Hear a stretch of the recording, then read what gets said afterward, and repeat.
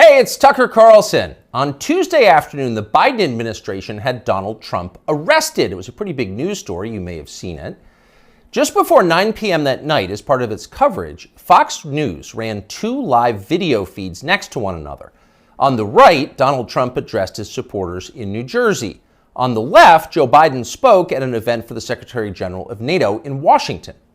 Beneath those videos at the bottom of the screen, Fox's banner read this way, quote, "Wannabe dictator speaks at the White House after having his political rival arrested."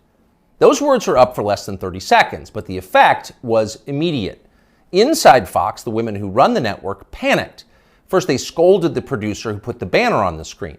Less than 24 hours after that, he resigned. He'd been at Fox for more than a decade. He was considered one of the most capable people in the building. He offered to stay for the customary 2 weeks, but Fox told him to clear out his desk and leave immediately. Then the company issued a public apology for the 27-second-long wannabe dictator line. Quote, "The chyron was taken down immediately," Fox's PR department said, and then added ominously it was, quote, "addressed." That was all true, but it was not enough to save Fox News from the ensuing scandal. For a time in the rest of the media, Fox's assessment of Donald Trump's arrest seemed to overshadow Trump's arrest itself. Suggesting that Biden is a dictator, declared the Washington Post, quote, "crossed the line." Alexander Vindman agreed strongly. Vindman is the perennial MSNBC guest and full-time Ukraine promoter you may remember from Russiagate. On Twitter, he demanded that the Pentagon pull Fox News from all military bases. It is, quote, "absolutely unacceptable for American Forces Network to carry programming that directly, spuriously, attacks the Commander-in-Chief of American Armed Forces," Vindman wrote. In other words, Joe Biden must ban all criticism of himself because that's what non-dictators do. John Cusack went further still. "For the crime of calling Biden a dictator, Fox should be shut down," wrote the 80s-era movie star. Quote, "the government has to take away their broadcasting license." And so on. It was all over the internet. Democrats were very, very angry. But why were they angry? If the banner on Fox was false, why the hysteria? Lies don't seem to bother anyone anymore. If some cable news producer had called Joe Biden a genius or accused him of being secretly Sudanese, would anyone be yelling about it? Would Fox News have apologized for it? Probably not. But calling Joe Biden a wannabe dictator, that stung. So you've got to wonder, if you're being honest with yourself, is Joe Biden a wannabe dictator? That question came up yesterday at the White House briefing.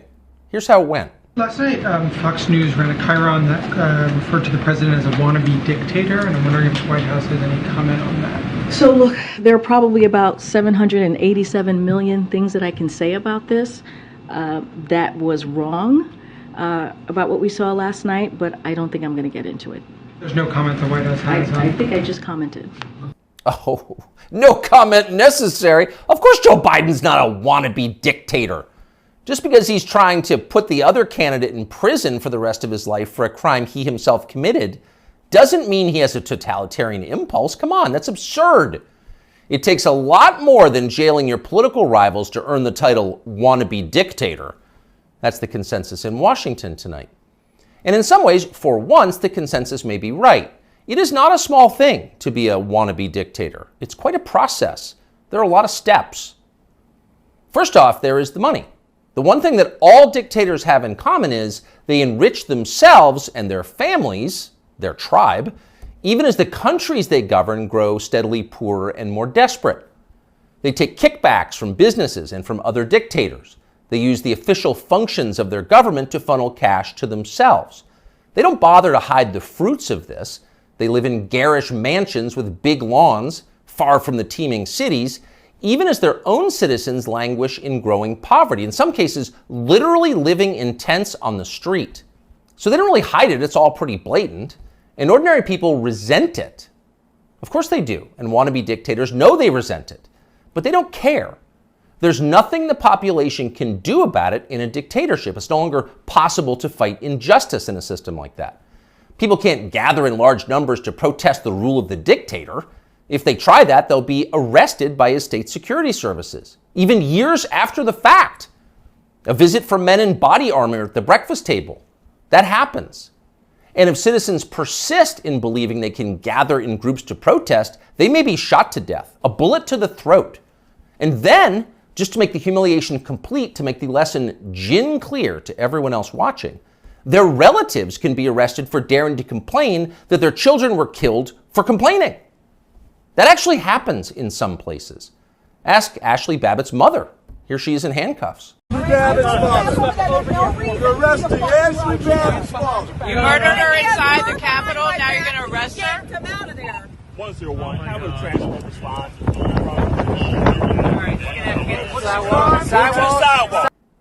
So don't be like Ashley Babbitt's mother, much less like poor Ashley Babbitt. She's dead now. That's the message a wannabe dictator would send. And by the way, it's not just public protest that would be banned in a dictatorship. You wouldn't be allowed to complain from your own home. Unauthorized opinions expressed on the internet would be censored. Go too far, press too deep, tell too much truth, and they'll just erase your opinions.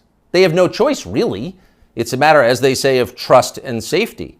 You must trust the leader, or else you will jeopardize his safety. Not that you really can jeopardize his safety at this point. The leader has nuclear weapons, and you don't. He'll remind you of that from time to time. And in any case, you're in the process of being disarmed anyway, along with everyone else who has shown questionable loyalty to the leader. Those who support the regime can keep their weapons and use them freely, including on public transportation. That's a core civil right for them. But for those who dissent from the program, self-defense is an unaffordable privilege. Turn in your guns, Mr. and Mrs. Peaceful Opposition. You're a danger to society, and we know who you are. And in fact, the wannabe dictator does know who they are because he knows everything. Technology has made him all-seeing. A report in Wired magazine just this week revealed that the highly non-dictatorial Biden administration is busy tracking the phones of millions of Americans without their knowledge and without bothering to get a warrant. And at the same time, the same non-dictatorial administration is stockpiling a massive trove of damaging information about these same Americans, to be used at some point, we are sure, for entirely noble purposes. So the administration now knows everything: where you spend your days, who you talk to, what you think, your porn habits. Not a big deal. The administration already knows what you buy, of course, because they've leaned on the big banks to turn over your confidential credit card information. Not because anyone here is a wannabe dictator, to be clear, but just because. It's nice to have that information, just in case, in the words of the Fox News PR department, a situation arises that needs to be, quote, addressed. It's all totally normal. It's not a dictatorship, okay? But in the end, the main reason you know Joe Biden is not a wannabe dictator is because he just does not fit the profile as a man. Dictators have that look. You know one when you see one. Dictators build cults of personality around themselves, and they use those cults to deny the glaringly obvious. In his later years, to name just one example, North Korean dictator Kim Il-sung developed an enormous baseball-sized tumor on the back of his neck. It was huge. It was grotesque. It was right there. You couldn't ignore it. You couldn't possibly not see it. But in North Korea, state media did ignore it. They pretended it didn't exist. And so, in some important sense, it didn't. If a tumor grows on a neck but no one acknowledges it, is it really there? Thankfully, nothing like that is happening in our country or ever will. If Joe Biden ever developed some profound physical or medical problem that was obvious to everybody, journalists would say something. This is not North Korea. We don't have state media here. If Joe Biden was, say, incapable of completing a full sentence, or mistook his sister for his wife, or suddenly started falling down in public for no reason, the New York Times would report on that and then get to the bottom of what was actually happening. That would be its duty in a free country like ours. It's not like they would cover it up. The very idea of a cover-up sounds like a conspiracy theory, a dangerous one, actually, so stop it. And by the way, if Joe Biden was a wannabe dictator, he'd have the family to match. All dictators do. Saddam Hussein had Uday and Qusay. They were princelings who lived above the law, indulging their most decadent fantasies with total confidence they would be never held to account by the police. As the sons of a dictator, they knew they could do exactly what they wanted, and so that's what they did. There's no one like that around Joe Biden. He doesn't have weird sex scandals at the heart of his family that no one in the media will ever talk about. He doesn't have a ne'er-do-well former nightclub-owning brother who's made a living for 30 years by being related to him. Not at all. That's dictator stuff. Joe Biden doesn't award ridiculous inflated titles to his relatives that the media are then required to take seriously. He doesn't call people doctor who didn't go to medical school and then force you to nod along like it's real when everyone knows it isn't. Nicolae Ceausescu did that with his wife Elena. Joe Biden would never do that.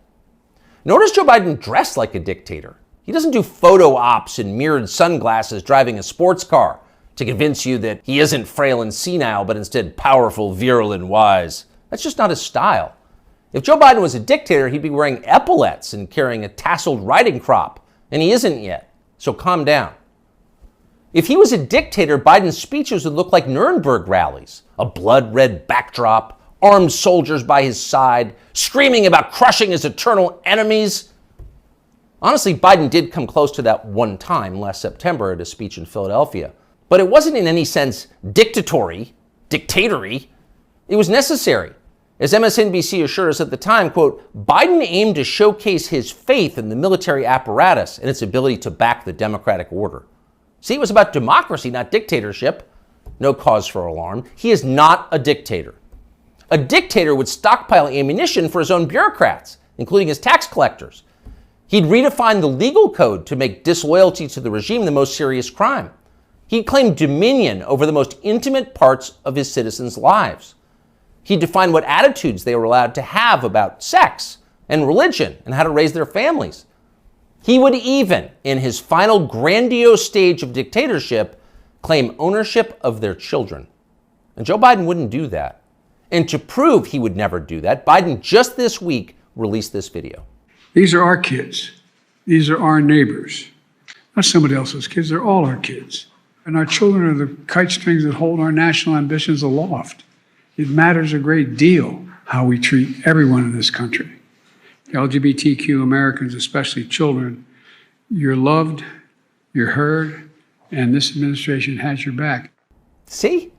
Joe Biden isn't saying your children belong to him like a dictator would. He's saying something very different from that. He's saying America's children are, quote, our children. Not his alone, ours. You share your children with Joe Biden evenly, right down the middle, with alternating weekends. You've got joint custody with Joe Biden, and you can thank heaven that you do. A nation is like a family. Every family has a head, a father. That's Joe Biden, our nation's father. And this, ladies and gentlemen, is now his fatherland. Just don't call it a dictatorship, or we'll have to issue a statement disavowing you. You often hear people say the news is full of lies. In Kennedy's motorcade, 239 people cell death of Jeffrey Epstein.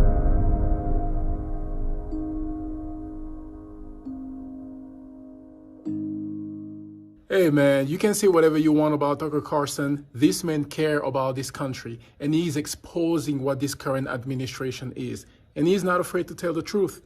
God bless you. God bless him. Catch you on the next one.